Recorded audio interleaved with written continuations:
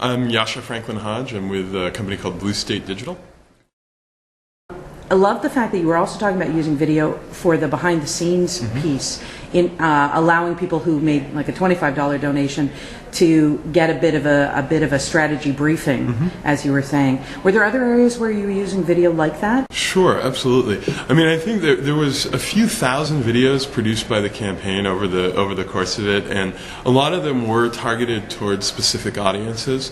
There were things where we did a video in South Carolina of people that had hosted house parties for the first time, and a lot of them were folks that weren't really politically active and talking about their experiences of having their neighbors over for a political house party, and it was a similar kind of thing. It became a tool to make people comfortable with the idea of opening up their house to their neighbors and to strangers and talking politics with them. Wow. And then there was just use of clips from speeches, making sure that people saw those touchstone moments, those aspects of the speech or the stories of a volunteer, these things that just had a real emotional impact and connected people with the human side of the campaign. Politics is so big in the United States and in most countries now. It's mass media, and so you often lose the humanity of it. You lose access to sort of who these people are, whether it's the candidate or the volunteer. So surfacing some of those stories and using the internet as the vehicle, it becomes very easy to do. You can send a couple of folks out with video cameras to follow people around and just go hunting for interesting content and then put that out there. Not every video you make needs to be a multi-million viral sensation. A lot of times it's really just getting something that a few 100,000 people or tens of thousands of people might watch. If it's the right people, that can have a real impact on their perception of the campaign and the candidate and their engagement in what's going on.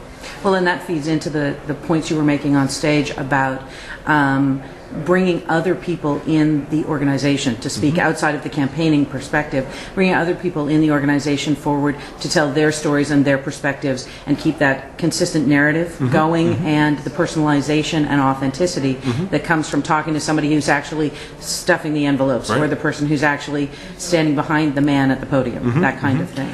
Exactly. That kind of stuff is hugely important, and it's people often ask, well, but are they really writing all those emails? And sometimes the answer is yes, sometimes the answer is no. But they are real people, and they have real jobs, and they have a real role in this. And so surfacing what they're passionate about in a campaign or in an organization, surfacing the stories that motivated them, making that something that everybody can share in. It's very hard to do that in a mass scale with a 30-second commercial spot or a big paper newsletter. A lot of folks don't read that, but you send somebody a short email and say, hey, you got to watch this video, and they watch 2 minutes of video and they get it. They have that aha moment where they go, I see what we're doing here. I see why this matters. I see what's so important about this.